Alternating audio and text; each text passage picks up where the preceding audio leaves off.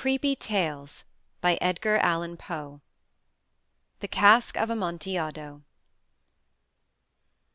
The 1,000 injuries of Fortunato I had borne as best I could, but when he ventured upon insult, I vowed revenge. You, who so well know the nature of my soul, will not suppose, however, that I gave utterance to a threat. At length I would be revenged. This was a point definitively settled, but the very definitiveness with which it was resolved precluded the idea of risk. I must not only punish, but punish with impunity. A wrong is unredressed when retribution overtakes its redresser. It is equally unredressed when the avenger fails to make himself felt as such to him who has done the wrong. It must be understood that neither by word nor deed had I given Fortunato cause to doubt my good will. I continued, as was my wont, to smile in his face, and he did not perceive that my smile now was at the thought of his immolation. He had a weak point, this Fortunato, although in other regards he was a man to be respected, and even feared. He prided himself on his connoisseurship in wine. Few Italians have the true virtuoso spirit. For the most part their enthusiasm is adopted to suit the time and opportunity, to practise imposture upon the British and Austrian millionaires. In painting and gemmery, Fortunato, like his countrymen, was a quack, but in the matter of old wines he was sincere. In this respect I did not differ from him materially. I was skilful in the Italian vintages myself, and bought largely whenever I could. It was about dusk, one evening during the supreme madness of the carnival season, that I encountered my friend. He accosted me with excessive warmth, for he had been drinking much. The man wore motley. He had on a tight-fitting party-striped dress, and his head was surmounted by the conical cap and bells. I was so pleased to see him, that I thought I should never have done wringing his hand. I said to him, "My dear Fortunato, you are luckily met. How remarkably well you are looking to-day! But I have received a pipe of what passes for Amontillado, and I have my doubts." "How?" said he. "Amontillado? A pipe? Impossible! And in the middle of the carnival?" "I have my doubts," I replied, "and I was silly enough to pay the full Amontillado price without consulting you in the matter. You were not to be found, and I was fearful of losing a bargain." "Amontillado?" "I have my doubts." "Amontillado?" "And I must satisfy them." "Amontillado!" "As you are engaged, I am on my way to Lucchese. If any one has a critical turn, it is he. He will tell me." "Lucchese cannot tell Amontillado from sherry." "And yet some fools will have it that his taste is a match for your own." "Come, let us go." "Whither?" "To your vaults." "My friend, no, I will not impose upon your good nature. I perceive you have an engagement. Lucchese—" "I have no engagement. Come." "My friend, no. It is not the engagement, but the severe cold with which I perceive you are afflicted. The vaults are insufferably damp, they are encrusted with nitre." "Let us go, nevertheless. The cold is nothing. Amontillado! You have been imposed upon. And as for Lucchese, he cannot distinguish sherry from Amontillado."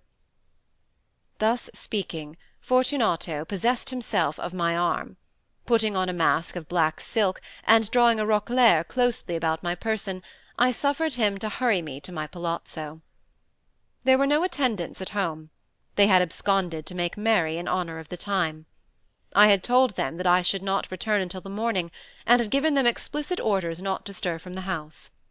These orders were sufficient, I well knew, to ensure their immediate disappearance one and all as soon as my back was turned. I took from their sconces 2 flambeaux, and giving one to Fortunato, bowed him through several suites of rooms to the archway that led into the vaults. I passed down a long and winding staircase, requesting him to be cautious as he followed. We came at length to the foot of the descent, and stood together on the damp ground of the catacombs of the Montresor. The gait of my friend was unsteady, and the bells upon his cap jingled as he strode. "The pipe," he said. "It is farther on," said I. "But observe the white web–work which gleams from these cavern walls." He turned towards me, and looked into my eyes with two filmy orbs that distilled the rheum of intoxication. "Nitre?" he asked at length. "Nitre," I replied. "How long have you had that cough?"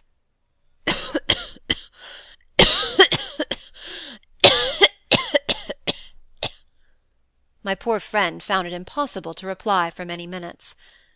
"It is nothing," he said at last. "Come," I said with decision, "we will go back. Your health is precious. You are rich, respected, admired, beloved. You are happy, as I once was. You are a man to be missed. For me it is no matter. We will go back. You will be ill, and I cannot be responsible. Besides, there is Luchesi." "Enough," he said. "The cough is a mere nothing. It will not kill me. I shall not die of a cough." "True, true," I replied, "and indeed I had no intention of alarming you unnecessarily; but you should use all proper caution. A draught of this Medoc will defend us from the damps." Here I knocked off the neck of a bottle which I drew from a long row of its fellows that lay upon the mould. "Drink," I said, presenting him the wine. He raised it to his lips with a leer. He paused and nodded to me familiarly, while his bells jingled. "I drink," he said, "to the buried that repose around us." "And I, to your long life." He again took my arm, and we proceeded. "These vaults," he said, "are extensive." "The Montresors," I replied, "were a great and numerous family." "I forget your arms." "A huge human foot d'or in a field azure. The foot crushes a serpent rampant whose fangs are embedded in the heel." "And the motto?" "Nemo me impune lacessit." "Good," he said. The wine sparkled in his eyes, and the bells jingled. My own fancy grew warm with the Medoc. We had passed through walls of piled bones, with casks and puncheons intermingling, into the inmost recesses of the catacombs. I paused again, and this time I made bold to seize Fortunato by an arm above the elbow. "The nitre," I said.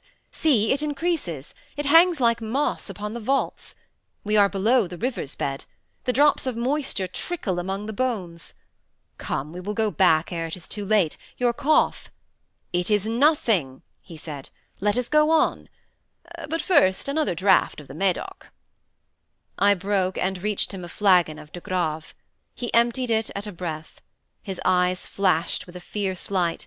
He laughed, and threw the bottle upwards with a gesticulation I did not understand. I looked at him in surprise. He repeated the movement, a grotesque one. "You do not comprehend?" he said. "Not I," I replied. "Then you are not of the Brotherhood." "How?" "You are not of the Masons?" "Yes, yes," I said. "Yes, yes." "You? Impossible! A Mason?" "A Mason," I replied. "A sign," he said. "It is this," I answered, producing a trowel from beneath the folds of my roquelaire. "You jest," he exclaimed, recoiling a few paces. "But let us proceed to the Amontillado." "Be it so," I said, replacing the tool beneath the cloak, and again offering him my arm. He leaned upon it heavily. We continued our route in search of the Amontillado.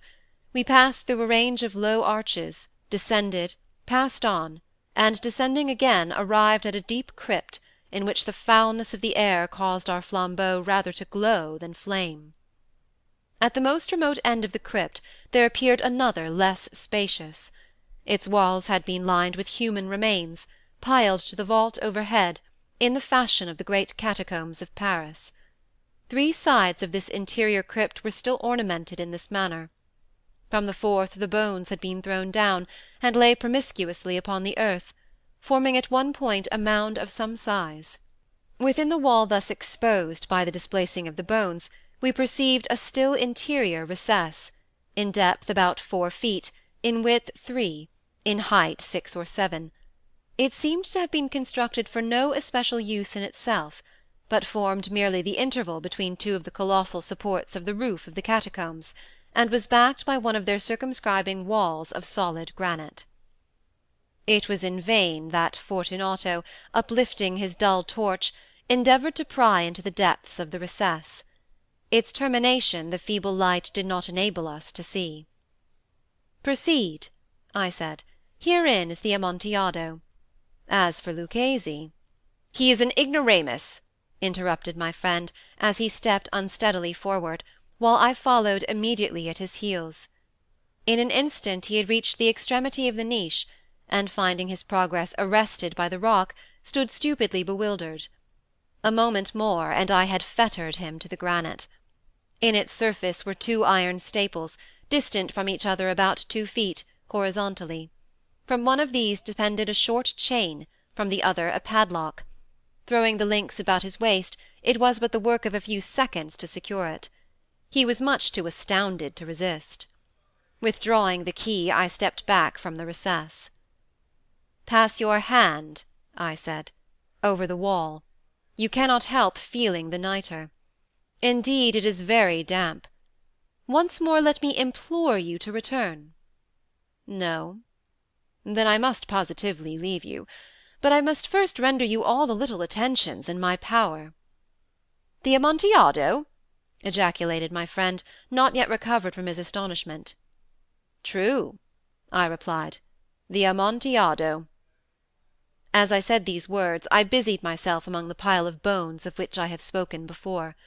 Throwing them aside, I soon uncovered a quantity of building stone and mortar. With these materials, and with the aid of my trowel, I began vigorously to wall up the entrance of the niche. I had scarcely laid the first tier of my masonry, when I discovered that the intoxication of Fortunato had in a great measure worn off. The earliest indication I had of this was a low moaning cry from the depth of the recess. It was not the cry of a drunken man. There was then a long and obstinate silence. I laid the second tier, and the third, and the fourth, and then I heard the furious vibrations of the chain. The noise lasted for several minutes, during which, that I might hearken to it with the more satisfaction, I ceased my labours and sat down upon the bones. When at last the clanking subsided, I resumed the trowel, and finished without interruption the 5th, the 6th, and the 7th tier. The wall was now nearly upon a level with my breast. I again paused, and holding the flambeau over the mason work, threw a few feeble rays upon the figure within. A succession of loud and shrill screams, bursting suddenly from the throat of the chained form, seemed to thrust me violently back. For a brief moment I hesitated. I trembled. Unsheathing my rapier, I began to grope with it about the recess, but the thought of an instant reassured me. I placed my hand upon the solid fabric of the catacombs, and felt satisfied. I reapproached the wall. I replied to the yells of him who clamoured. I re-echoed, I aided, I surpassed them in volume and in strength. I did this, and the clamourer grew still.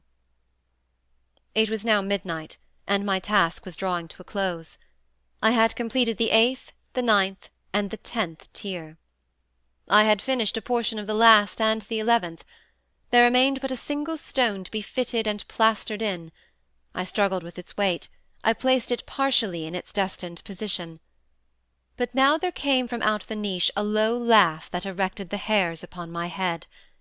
It was succeeded by a sad voice, which I had difficulty in recognizing as that of the noble Fortunato. The voice said, "A very good joke indeed. An excellent jest. We will have many a rich laugh about it at the palazzo. Over our wine.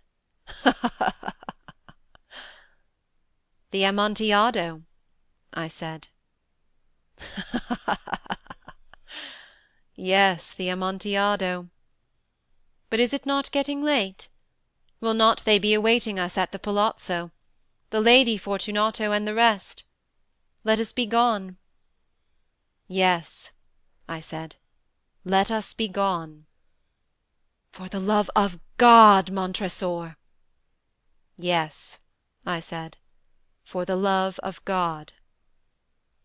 But to these words I hearkened in vain for a reply. I grew impatient. I called aloud, "Fortunato!" No answer. I called again, "Fortunato!" No answer still. I thrust a torch through the remaining aperture and let it fall within. There came forth in return only a jingling of the bells. My heart grew sick, on account of the dampness of the catacombs. I hastened to make an end of my labour. I forced the last stone into its position. I plastered it up. Against the new masonry I re erected the old rampart of bones. For the half of a century no mortal has disturbed them. In pace requiescat. End of the Cask of Amontillado.